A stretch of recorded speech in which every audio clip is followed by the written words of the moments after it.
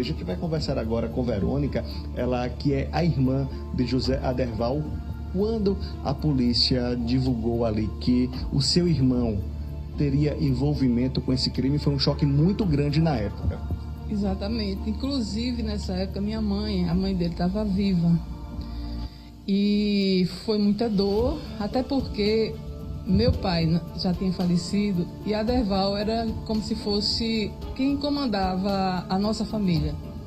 Eu e mais 2, 3 irmãos. Então, assim, a primeira coisa que aconteceu é...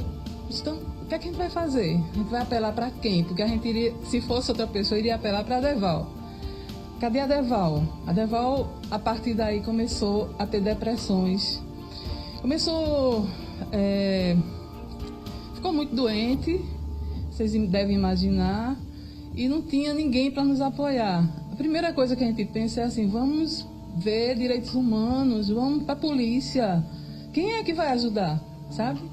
No caso, eu tenho outro irmão, mas ele morava em São Paulo, e era só eu e as filhas dele, que o outro filho é 14 anos. Então, em outras palavras, a gente ficou perdida, a gente não sabia o que fazer. O que veio na cabeça é assim, vamos procurar um advogado. E nesse tempo, a gente era empresário. E o que passou é, vamos procurar o melhor advogado. Porque se a gente não vai ter justiça na justiça, direitos humanos, alguma coisa desse tipo, o que é que a gente pode fazer? A gente consultou um advogado e ele disse, não tem motivo de vocês ficarem assim. Não tem... Ninguém no mundo vai incriminar uma pessoa sem ter prova. Então vocês fiquem tranquilas. Ele vai sair dessa prisão, que foi a prisão que é de 30 dias, preventiva.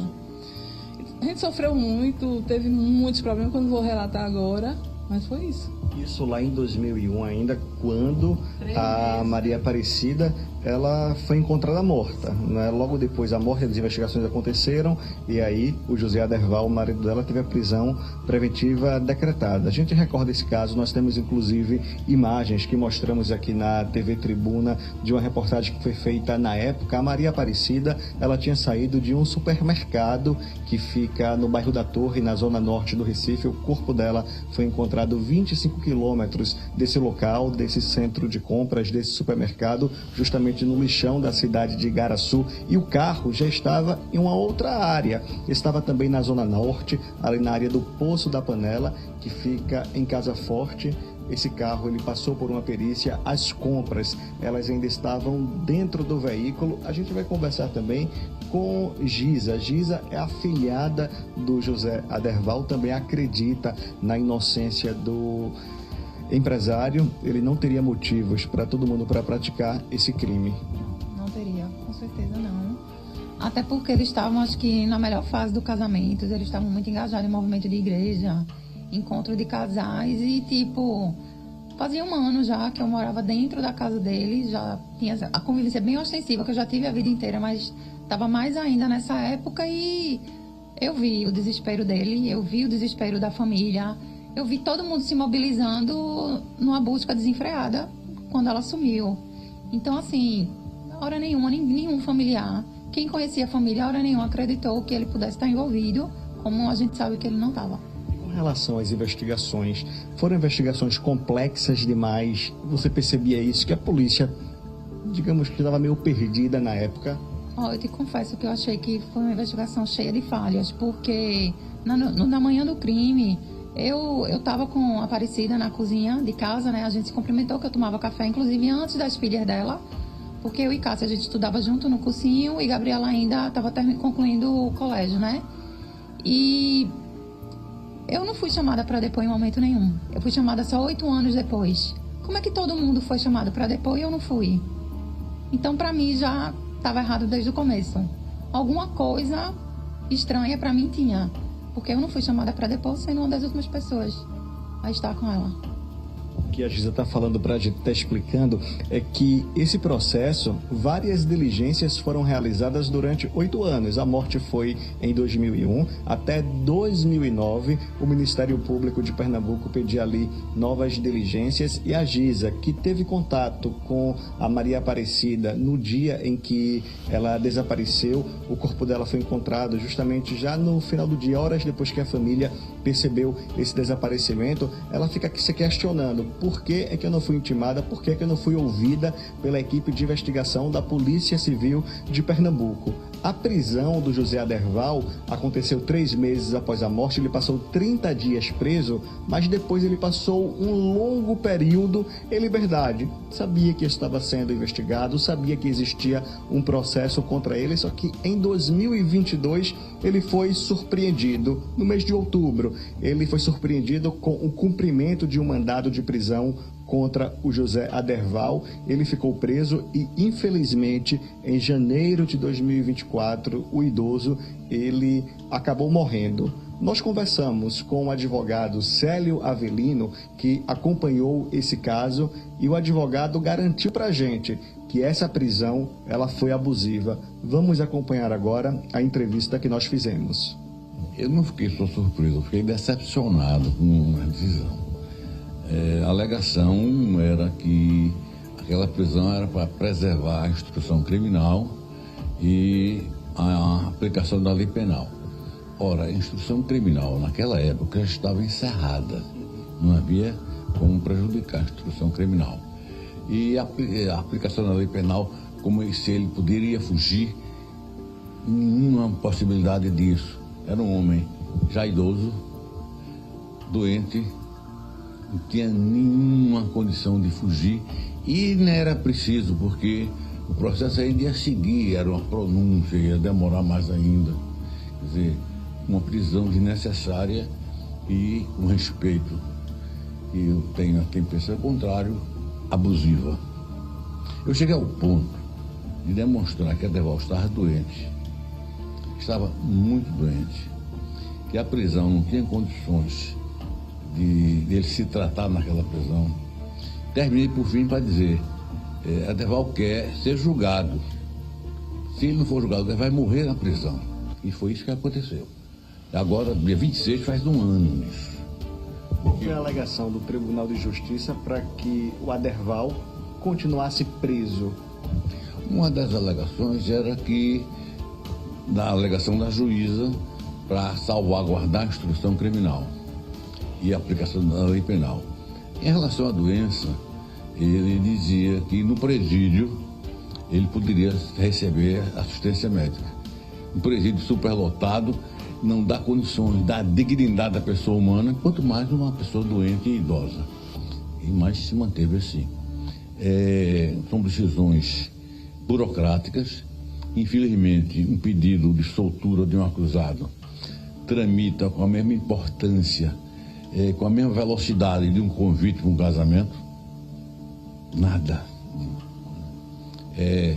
Eu tenho um processo aqui que tem mais de 20 anos, está se arrastando. E a gente não pode fazer nada. Muito processo, a desculpa é essa. Então vou repetir o que disse o ministro: no Brasil se prende muito e se prende mal. Por quantas vezes o senhor tentou soltar o Aderval? Nós fizemos 19 tentativas para soltá-lo. Ora no juiz de primeiro grau em Igaraçu, ora aqui no Tribunal de Justiça de Pernambuco, ora no Superior Tribunal de Justiça. E todas eram negadas sob o argumento da necessidade da segregação antecipada de Aderval.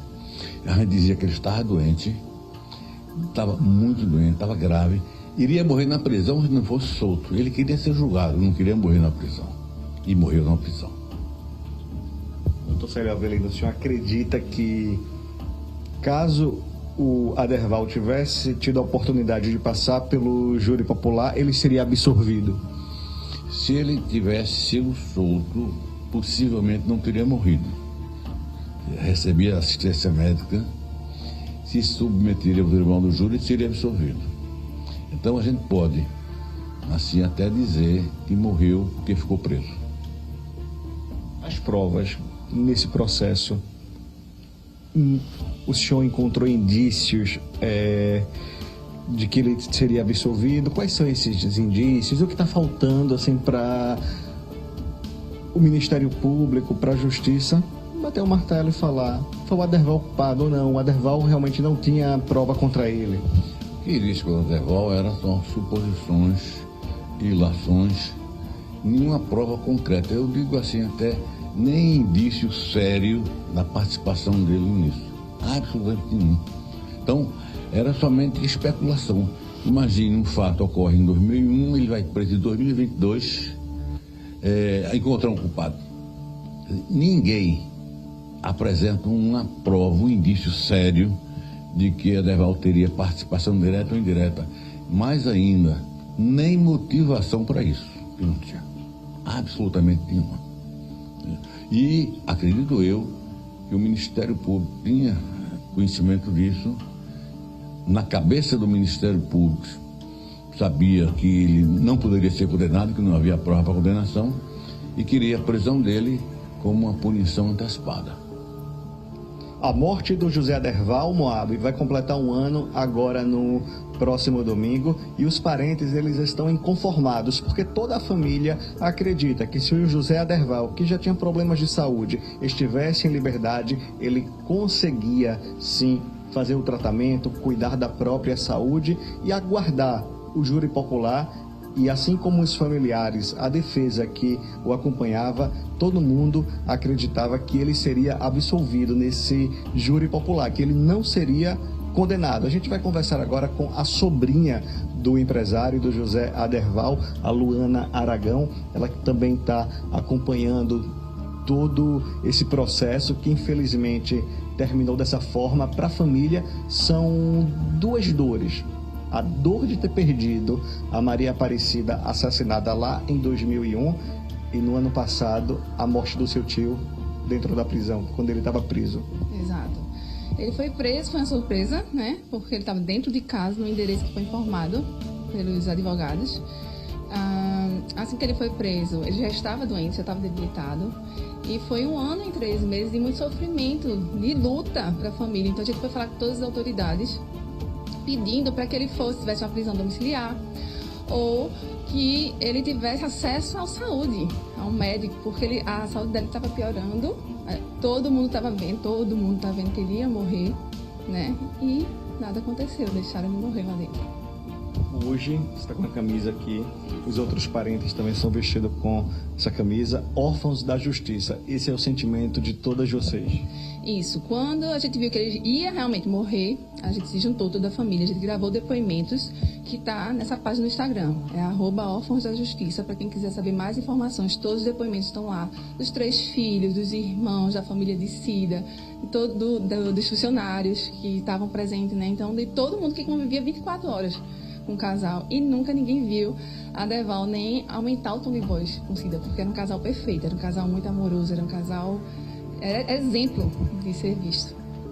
A família descobriu já a motivação do assassinato da Maria Aparecida, da promotora de justiça, já que essa história de crime passional que foi levantada pela polícia, a família acredita que não procede. Não, infelizmente a gente não sabe. Não tem ideia, ninguém tem ideia, na verdade, porque eles ficaram com essa narrativa. A investigação que demorou 8 anos, seguiram com essa narrativa mentirosa, que a gente não sabe porquê, né? E a gente só queria paz, só queria viver o luto de Aparecida e que a Aderval tivesse a vida normal. Então a gente só esperava que tivesse julgamento para que provasse a inocência de Aderval e todo mundo tivesse uma vida normal. Infelizmente não permitiram que ele tivesse julgamento.